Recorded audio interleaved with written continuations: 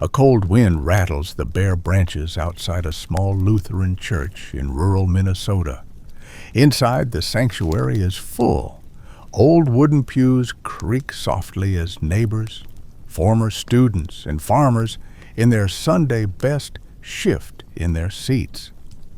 On the front row, a row of white-haired men and women sit with straight backs, their hands folded carefully in their laps. They remember blackouts, ration books, the crackle of war news over the radio. In front of them, scattered through the pews, are children, grandchildren, and great-grandchildren, laughing quietly, whispering, fidgeting in clothes that are a little too stiff for their liking. Up by the altar stands a simple wooden box. On top of it, a folded American flag, a faded farm cap, and a pair of worn leather work gloves with ground-in dirt that will never quite wash out. The pastor clears his throat and looks out over the faces, a whole community gathered to say goodbye. Many of you knew Hans as your neighbor, he begins. You knew him as the man who would show up with his tractor when your barn roof blew off in a storm. You knew him as the one who always had time to stop in the grocery store aisle and ask how your mother was doing.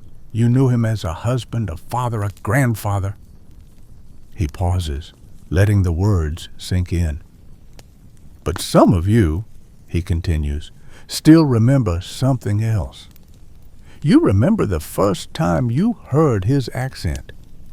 You remember learning that he hadn't been born here at all, that before he was a Minnesota farmer, he was a German soldier. At that, a murmur rustles through the room. A boy in the third pew leans toward his grandmother and whispers, "Grandpa fought in the war, but he was on our side, right?" She squeezes his hand and nods toward the front. "Listen," she says, "you need to hear this story." The pastor folds his hands over the pulpit. "In the darkest moment of the 20th century," he says, "when the world was tearing itself apart, a young man in a German uniform was captured by American soldiers. He thought he was sailing toward punishment. Instead, he found something none of us deserved, least of all our enemies. He found mercy, and that mercy changed not just his life, but all of ours." He lets the silence stretch. If you want to understand why a former enemy is lying here today under an American flag, being buried as a beloved neighbor, a mentor, and a friend, we have to go back. Back to the day he thought he'd reached the end of his life, and instead has stepped onto the first page of a very different story. The church air seems to thicken, as if even the dust motes hanging in the sunbeams have stopped to listen. Hans first saw America through a circle of thick glass in the side of a ship. It was June 8th, 1944. He was 23 years old and bone-tired in a way sleep could not fix. For nearly 2 years, he had served as a tank gunner in the German army. He had sweated in the sand and heat of North Africa, then shivered in the mud and rain of France. He had watched friends disappear in flashes of light and thunder. He had learned to count calories like a miser counts coins, living on thin soup, stale bread, and whatever could be scavenged from broken supply lines.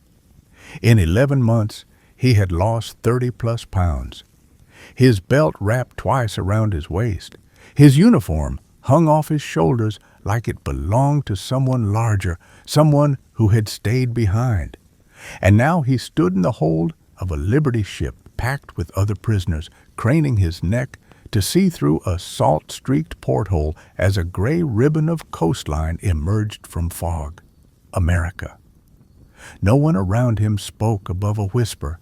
Rumors clung to them like a second skin. "They shoot prisoners here," someone had said back in Europe. "They send you to frozen forests and work you until you die. another added. Or they use you to walk through minefields, a third man muttered. Step until you don't step anymore. Hans had learned to stop believing stories he couldn't touch. The desert had burned away most of his illusions. He believed only what he could feel under his boots, what he could hold in his hands. But standing there, watching the shape of a foreign harbor grow larger, he realized something. Right now he had nothing under his boots except the thin metal of a ship's deck, and nothing in his hands but air. He closed his eyes. The smell of salt and diesel wrapped around him. If this was the end, then at least the waiting was nearly over. The end did not come. Instead, the ship budded. Ropes were thrown. Orders were shouted in a language that still felt like static in his ears. And then suddenly, they were told to move. They climbed, blinking, into bright daylight. The harbor was a forest of masts and cranes. Off to one side, a statue raised a torch into the sky. Men next to Hans jabbed each other with trembling elbows. "The lady with the crown," one whispered. "The one from the postcards." The prisoners were herded down a gangplank, boots clanging on metal. They walked in lines past armed guards and military trucks toward a brick complex surrounded by fencing. The words meant nothing to Hans at first. Ellis Island. He would remember them for the rest of his life.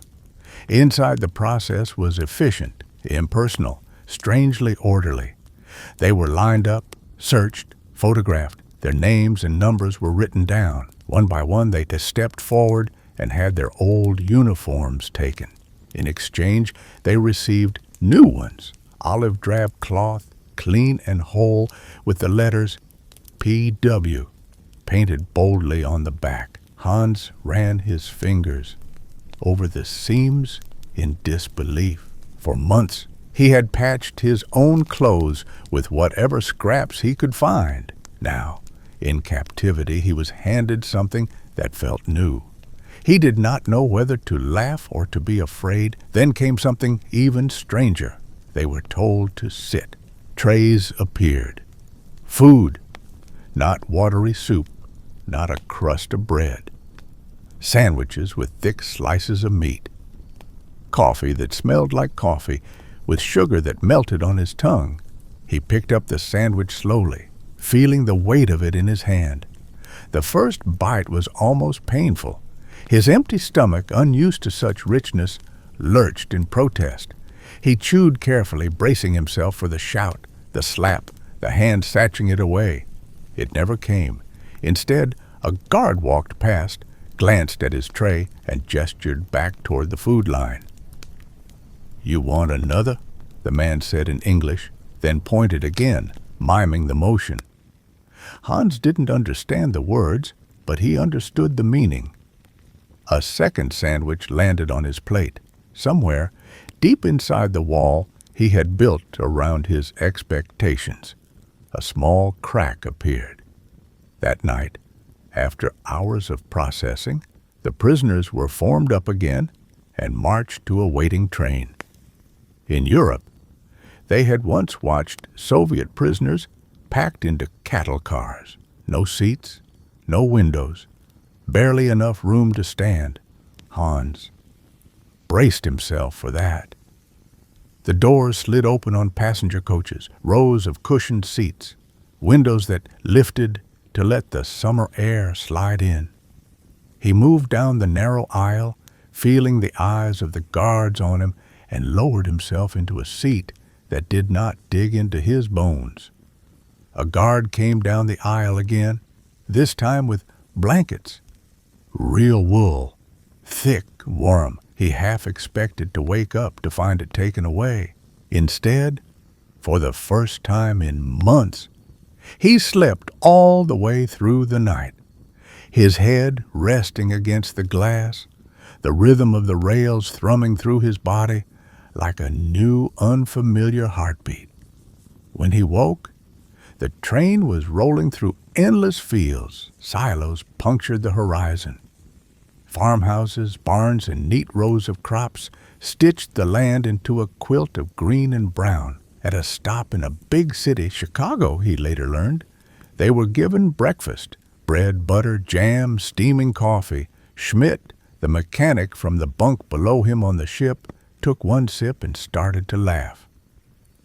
"If they feed us like this while we're still prisoners," he said in German, "imagine the camp."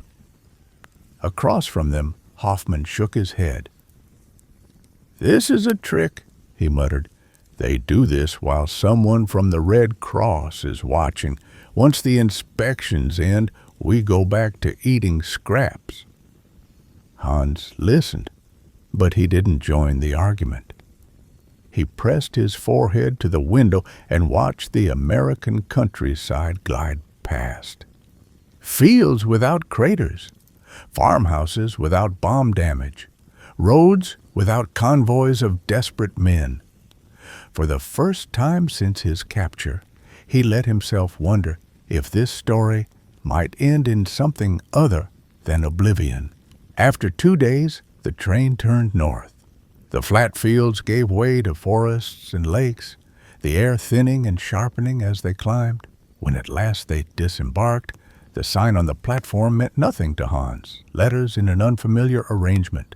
But the smell did. Damp earth, Petbaha, distant wood smoke. They were loaded into trucks and driven along narrow roads that cut through stands of dark evergreens and open patches of farmland. Finally, the trucks turned into a complex that looked more like a summer camp than a prison. Wooden barracks, a mess hall, a small building with a red cross painted on its side, a single row of barbed wire fence around the perimeter, with guard towers at each corner. Hans had braced himself for concrete walls, towers bristling with machine guns. Instead, he found a place that looked unnervingly like somewhere children might go to spend a week in the woods. On a packed dirt parade ground, they gathered in rows. A U.S. Army major stepped forward, flanked by a translator. The major spoke in English, his voice calm but firm. The translator followed in steady German. "You are prisoners of war. You will be treated according to the Geneva Convention. You will work 6 days a week. You will be paid 10 cents an hour in camp scrip. You will be given 3 meals a day, medical care, and access to religious services. If you attempt to escape or break the rules, there will be consequences. If you follow the rules, you will be safe. Safe." It was not a word Hans associated with uniforms or barbed wire. And yet, as he walked into his assigned barracks and saw the row of steel beds, each one made with a mattress, clean sheets, a pillow, and blankets, he felt something loosen in his chest. He sat on his bed and pressed down with both hands. The mattress gave under his weight, not with the crunch of straw, but with the softness of springs and padding. Next to him, Schmidt dropped onto his own bed and laughed again. "This is better than my barracks in Germany," he said. "We're prisoners, and we're sleeping on better mattresses than our own men." Hans lay back, staring up at the ceiling. He did not laugh. He did something he had not done in a long time. He allowed himself to feel tired, just tired. Not watchful, not braced, just tired. That evening, the mess hall filled with men shuffling in line, trays in hand. The smells hit him first. Meat cooking, vegetables, coffee, something sweet. He stepped forward, and the cook behind the counter slid food onto his tray with practiced motions. Roast beef, mashed potatoes, green beans, bread with butter, hot coffee. At the end of the line, a hand reached out and deposited a slice of apple pie. Apple pie, the kind he had only seen in magazines. He sat at a long table, his tray in front of him. For a moment, he didn't move. How many men he'd known had died on muddy roads for lack of a bandage, a bullet, or a piece of bread. And here he was, about to eat more in one sitting than he had sometimes eaten in 3 days. He picked up his fork. Across the table, Hoffman did the same, but his hand was trembling. When the first forkful of mashed potatoes reached his tongue, the older man's shoulders began to shake. He lowered his head, and tears fell silently onto his tray. No one said anything. No one needed to. They all understood. For more than a year, Hoffman had lived under the possibility of death every hour. Now he was eating hot food in a brightly lit room in a country he'd been told was his enemy. The human mind can only hold so much contrast before something inside it cracks. Hans ate slowly, careful not to upset his long, empty stomach. He tasted the sweetness of the apple pie and felt an emotion he couldn't quite name. It wasn't joy. It wasn't exactly guilt. It was something in between, something like the dawning sense that the world was more complicated than the slogans and songs had ever admitted. The next morning, a whistle blew in the pre-dawn. They dressed, ate breakfast, pancakes, syrup, bacon, and formed up on the parade ground. Names were called, work details assigned. Hans and 47 other prisoners were loaded onto a truck and driven east along a gravel road.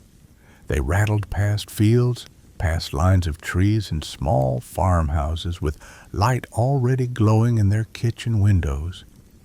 The truck pulled into a yard dominated by a large white farmhouse and several weathered barns.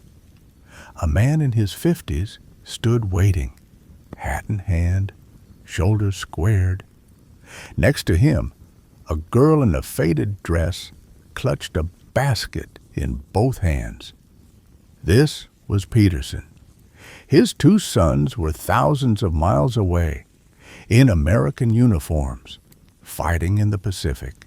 Before the war, local boys and hired men had done the work on his 640 acres. Now, in their place, a group of young men in uniforms marked POW stepped down from the truck.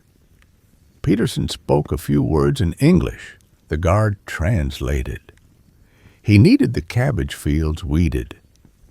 The quota was 3 acres per man per day. He would provide water and lunch. He expected them to work properly, but not to hurt themselves. Injured men, he said, are no good to anybody. Hans had never held a hoe in his life. He had learned how to aim a tank gun, how to identify a target in dust and smoke, how to listen for the whistle of incoming artillery and guess whether it was going to be close. But farming? That was his father's dream for someone else's son. Still, a hoe is not a complicated machine. He stepped into the cabbage rows and began to work, chopping away at the weeds that threatened to choke the plants. By 9 o'clock, the sun was high, and the prisoners had stripped down to undershirts, their skin already shining with sweat.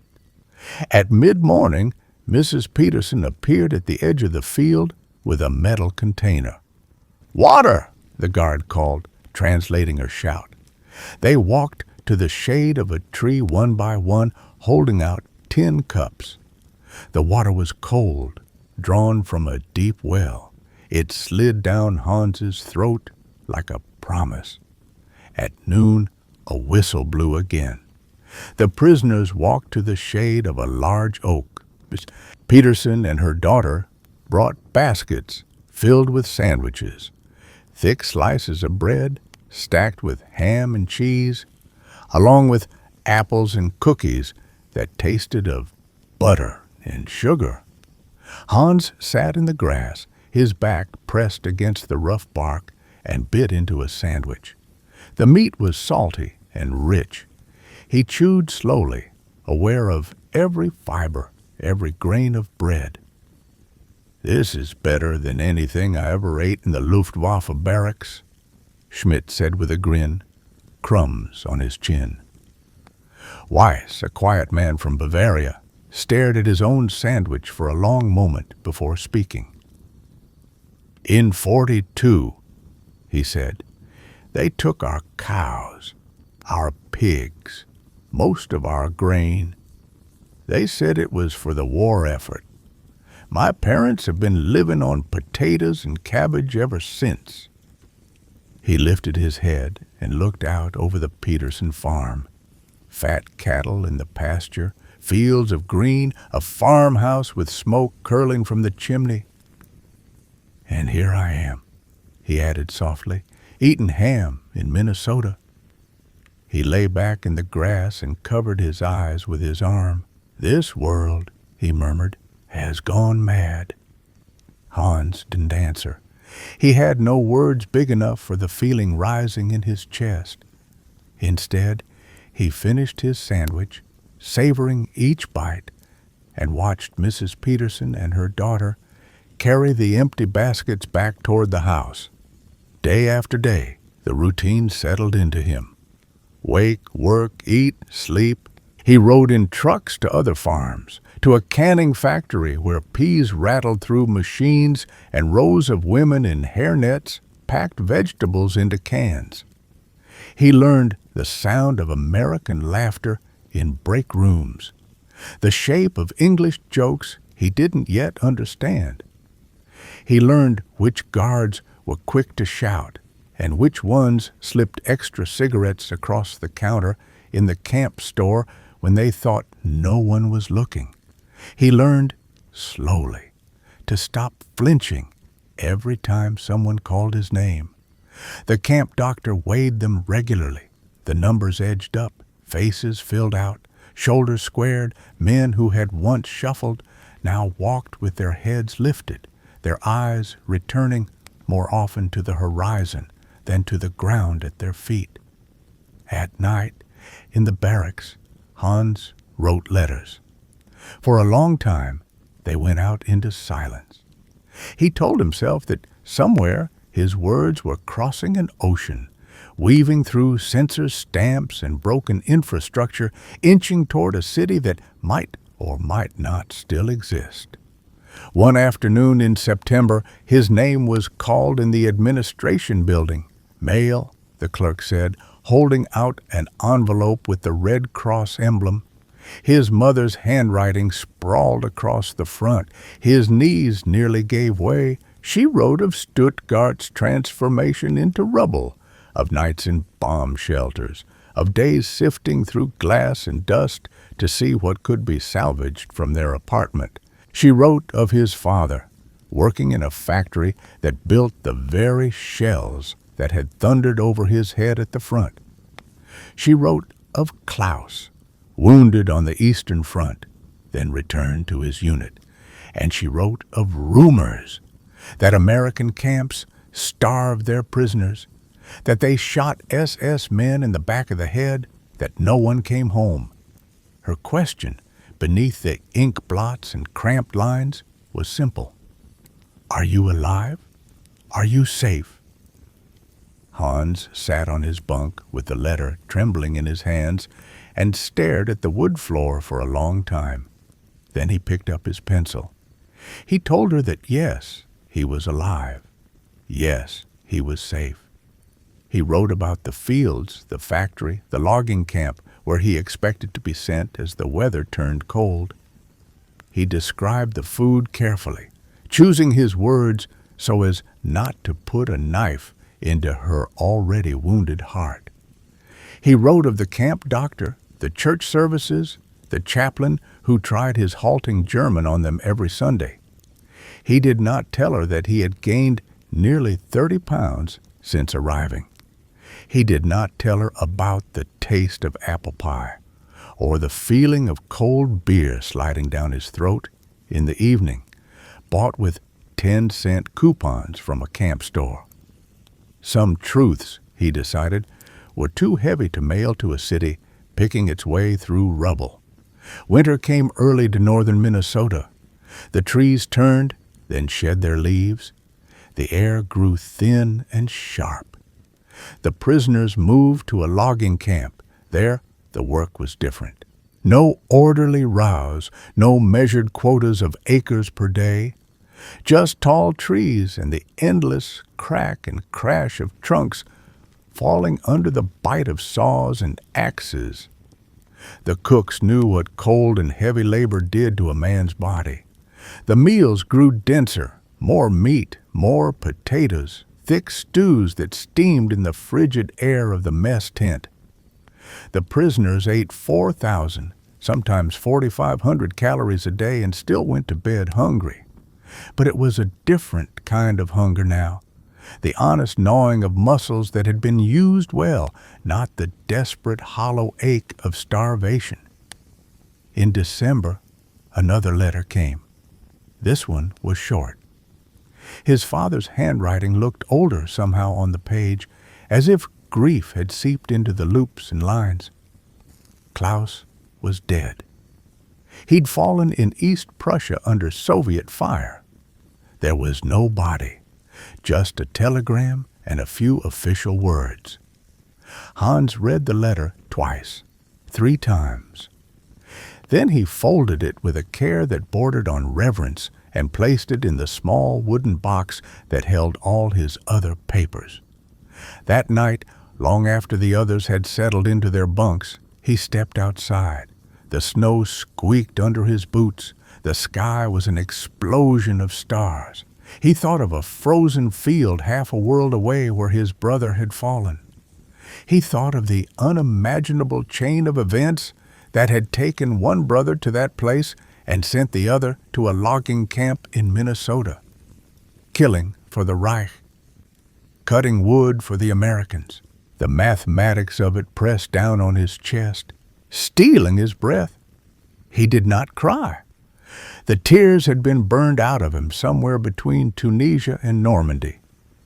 Instead, he walked to the woodpile, picked up an armful of logs, and fed them into the barrack stove. When he couldn't sleep, he volunteered for the night shifts, sitting awake in the orange glow, watching the fire chew steadily through the wood as the hours crawled past. On May 8th, 1948, in the middle of the day, the camp loudspeakers crackled to life. A voice, calm and without ceremony, announced that Germany had surrendered. The war in Europe was over. There were no cheers from the guards, no shouting from the prisoners, just a strange collective exhale had so many had imagined this moment. So many had died before it arrived. For Hans, the announcement did not change his immediate circumstances. He was still in a camp in Minnesota. He still had trees to cut. He still slept on a bunk with a number stenciled at the end. But something inside him shifted. The question he had lived with since his capture, "Will I survive?" began to loosen its grip. In its place, a new, more terrifying question began to form. If I do survive, who am I going to be? Ships were busy bringing American soldiers home. There was little space left for former enemy soldiers. For months, the prisoners remained where they were, working, eating, sleeping, waiting for transportation that never seemed to come. Back in the main camp, things changed. The camp store stopped selling beer. Cigarettes became rarer. Desserts appeared less often on the menu. American civilians were growing uneasy with the idea of former enemies eating roast meat and cake while their own families made do with rationed sugar and meat stamps. Hans noticed the changes, but he did not complain.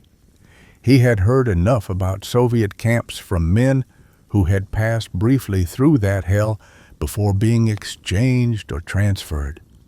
Whatever this was, it was not that. One crisp autumn day, back at the Peterson farm for the harvest, he found himself walking alongside the farmer between tall rows of corn. The stalks rustled in the wind, dry leaves brushing their shoulders. "You were here last year, weren't you?" Peterson asked through the translator.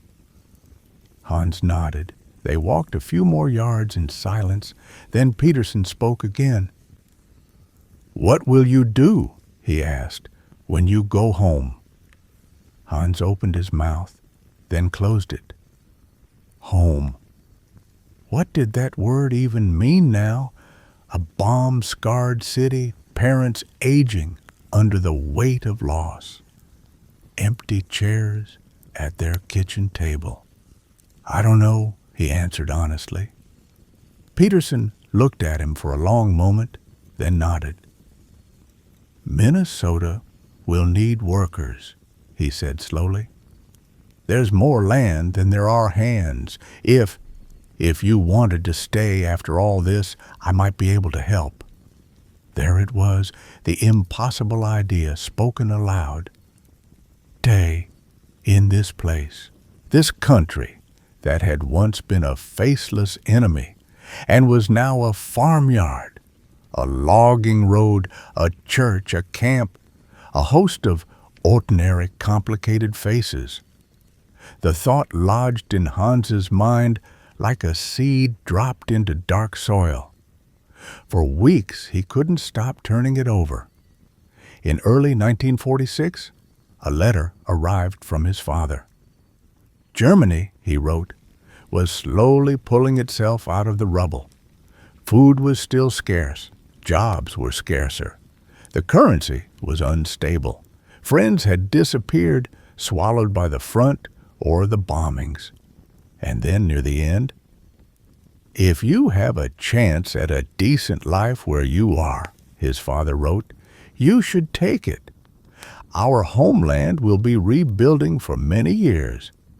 A young man with skills and good character might find more opportunity elsewhere. You have already given enough to war." Hans read that paragraph 3 times. His father, who had watched one son vanish into the east, was telling the other that it was all right if he did not come home. The decision did not come overnight. He weighed it the way he'd once weighed ammunition, meticulously, and with the knowledge that mistakes could be fatal. He pictured his parents' faces. He pictured Klaus's grave that did not exist. He pictured the fields in Minnesota, the Petersons' kitchen table, the small Lutheran church where the pastor's accent was as thick as his own. He asked himself a hard question. If he returned to Germany, who would he be?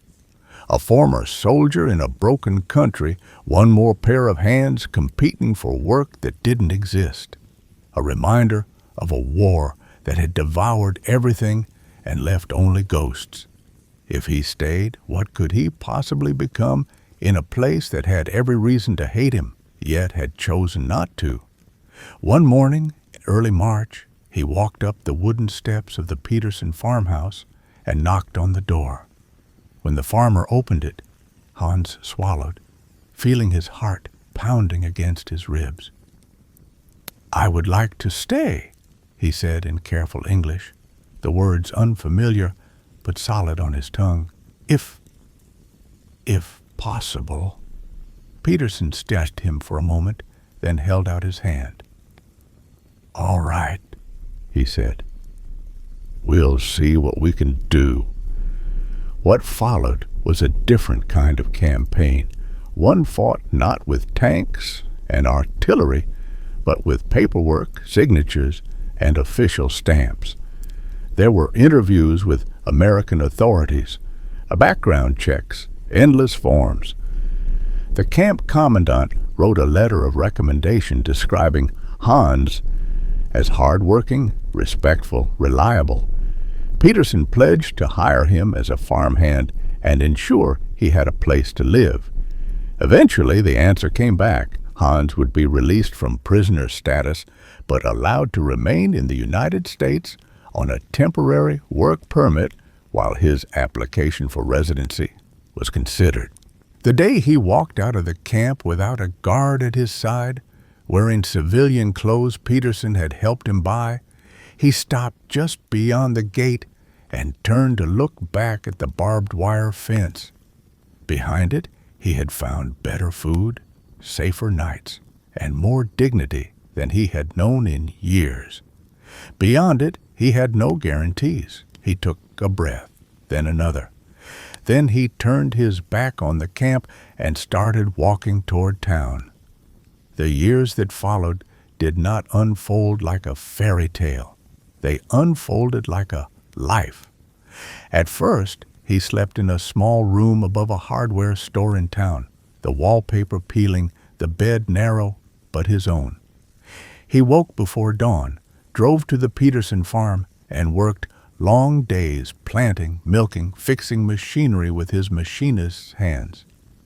He made mistakes, cutting hay the wrong way, misjudging the weather, or tearing or underwatering a patch of fragile seedlings. Peterson corrected him without cruelty, the way a man who has himself learned through trial and error corrects someone younger.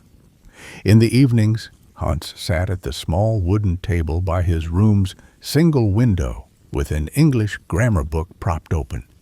He practiced words under his breath until they felt less foreign, repeating phrases to the cracked plaster wall.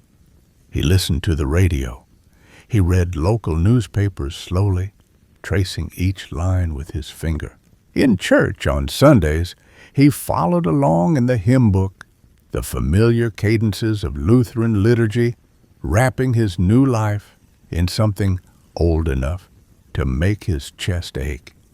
By 1949, he had saved enough, with Peterson's help and a careful loan from the local bank, to buy 80 acres of land next to the farm, where he had first hoed cabbage in a prisoner's uniform.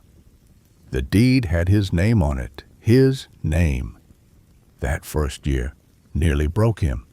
He knew how to work hard, but weather and pests did not care about the depth of his determination. A late frost killed some of his first seedlings. A malfunctioning piece of equipment threatened to ruin a stretch of planted field. He aged a decade that summer, or felt like it. But by winter, there was grain in the bin and enough money to pay the bank and buy seed for the next season. It was not abundance, it was enough.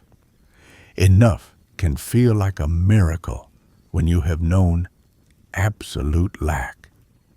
He met Margaret at church, a woman with Norwegian roots, a quick laugh, and a way of speaking that made even hard truths sound like shared burdens rather than accusations. Her parents had crossed an ocean in search of something better long before Hans was born. They knew about leaving one life behind in the hope of another. They married in 1951. The reception was simple. Church basement, casseroles, coffee poured from giant metal pots, children weaving between the adults' legs as someone's cousin played the accordion. Hans looked around the room and felt a strange, steady warmth. Here were people who had, not long ago, cheered for boys like his brother to be defeated. Now they clapped him on the shoulder and called him son. In the years that followed, the house on his land filled with the sounds of family. Babies woke him in the middle of the night with cries that cut through even his deepest exhaustion. Little feet pounded down the hallway in the morning. English became the language of scraped knees, schoolyard stories, and adolescent complaints. Sometimes, on winter evenings, when the fields lay under a blanket of snow and the kitchen smelled of coffee and something baking, his children would plead for stories. "Tell us about when you were a kid, Papa. Tell us about the ship." He chose his stories carefully. He spoke of Christmas markets and river walks in Stuttgart, of schoolyard mischief and childhood friends. When he spoke of the ship, he skipped the fear and focused on the moment with the second sandwich, on the shock of a soft blanket. As they grew older, he told them more, not because he wanted to relive those years, but because he understood something his own father's generation had not. Silence does not erase the past. It merely allows it to harden into something sharp and untouchable. He told them he had worn a uniform he could never be proud of. He told them he had done what he thought he had to do to stay alive. He told them about the day American soldiers took his weapon and his freedom, and without realizing it, handed him back his future. On April 12, 1952, he stood in a federal courtroom, one of several immigrants waiting to take the oath of citizenship. The room was not grand. Fluorescent lights buzzed overhead. A flag hung on the wall behind the judge's bench. When it was his turn, he stepped forward, heart hammering. He raised his right hand and repeated the words the clerk read aloud. He promised to support and defend the Constitution and laws of the United States against all enemies, foreign and domestic. The words tasted strange in his mouth, like a food he had never eaten before and was not sure yet whether he liked. Then the judge asked him to state his name. Hans Müller, he said. The judge's smile reached his eyes. Welcome home, Mr. Müller, he replied. Home. Later, sitting in his truck in the parking lot, the newly printed naturalization certificate resting on the steering wheel, Hans traced the letters of his name with his finger. Citizen. He thought of a young man in a tank turret, blinded by dust and deafened by shell fire. He thought of a camp in Minnesota where enemies had given him blankets, food, and the chance to sleep without dreaming of bombs. He thought of his brother's unwritten future, buried somewhere in a field of snow. He wept, not the tight, angry tears of a man cornered, but the loose, bewildered tears of someone who has been given more than he ever expected to receive. Decades later, he would stand in high school gymnasiums and church fellowship halls, invited by teachers and pastors to talk about the war. He would look out at rows of American teenagers in T-shirts and jeans, their faces lit by the glow of phones they tried to hide in their laps, and he would tell them his story. He did not dramatize it. He did not excuse himself. He simply told the truth. I was your country's enemy, he would say in his still accented English. I believed what I was told. I wore the uniform they gave me. I did what I thought I had to do to survive, and when I was captured, I expected revenge. He would pause, letting the words settle. In my country, we did terrible things to prisoners. I did not expect better from anyone else. Then he would tell them about the blanket on the train, about the apple pie, about the farmer who trusted him with a hoe in his field, then with a paycheck, then with land next door. Your country did not do everything right, he would say. No country does. But when I was at my most powerless, at your mercy, men wearing your uniform chose not to treat me the way we treated our enemies. They treated me according to the rules. They fed me. They clothed me. They gave me work. They allowed me to become something other than what the war had made me. He would look each student in the eye as best he could. You will inherit this place, he'd tell them. You will decide how it treats the people who are weakest or most hated or most feared. I am here to tell you that it matters. When people asked why he had never gone back to Germany, he would smile a little and say, "I did go back. I just did it as an American citizen, in letters and visits from family. The soil under my boots now is here." He wrote to his relatives in Stuttgart for as long as he could. He sent photographs of cornfields, of children in Halloween costumes, of tractors and snowdrifts and Thanksgiving tables. They sent photographs of rebuilt streets, of weddings, of nieces and nephews who had grown up in a country divided by a wall and then reunited. He carried both worlds inside him, the boy from Stuttgart and the man from Minnesota, the former prisoner and the American farmer. Now, years after his naturalization, those two worlds had gathered in a little church to say goodbye. As the pastor finishes the story of his life, he looks out over the pews. "Some of you fought in that war," he says softly. "Some of you lost brothers, fathers, sons. Some of you remember hating men like Hans with every fiber of your being." He gestures toward the wooden box draped in flag and work gloves. "And yet, you opened your communities to him. You worked beside him. You sent your children to his house to play. You let him teach your grandchildren about the very war he once fought on the other side of. That is something worth remembering." He turns toward the casket. "Hans's life is not about pretending the past didn't happen," he says. "It is about what happens when, in the middle of that past, someone chooses mercy over revenge. When a country chooses to treat its prisoners according to its highest ideals, not its worst fears. The consequences of that choice can last for generations." In the front row, one of Hans's granddaughters dabs at her eyes. She was the one who brought him to the high school assemblies, who helped him steady his hands when they shook too much to drive. She knows the outline of his story, but sitting here, hearing it from the pastor's mouth, she is struck by something new.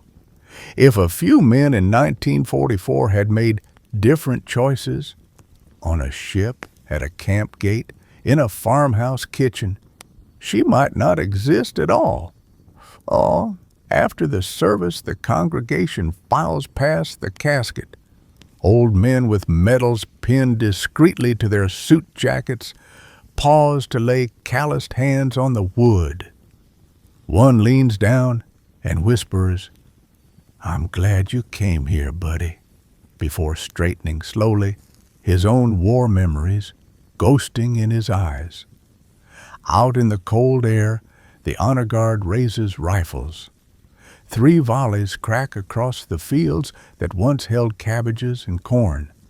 A bugler plays taps, the sound thin and pure in the winter sky. The folded flag is presented to Margaret's trembling hands, and for a brief moment, everyone assembled remembers the day their country and his stood on opposite sides of a battlefield. They remember, and then they choose again, to see the man he became instead of the uniform he once wore. Somewhere in the rows of headstones, a child traces the letters on a temporary marker. Hans Müller, beloved, husband, father, grandfather, farmer, citizen. The child frowns. "Grandma," he asks, "how can someone be from over there and belong here?" She looks down at him, then out over the fields where the wind moves through the stalks in a familiar, comforting way. "Because," she says quietly, "sometimes enemies stop being enemies. Sometimes they become neighbors. And if we're wise enough, Brave enough, we let them. The boy considers this, then nods slowly. Like Hans, he says. Like Hans, she agrees. And in that simple agreement lies the quiet, enduring power of a story that began in the hold of a ship, under a cloud of fear, and ended in a church filled with people who once would have called him the enemy, now standing shoulder to shoulder to call him something else entirely, one of their own.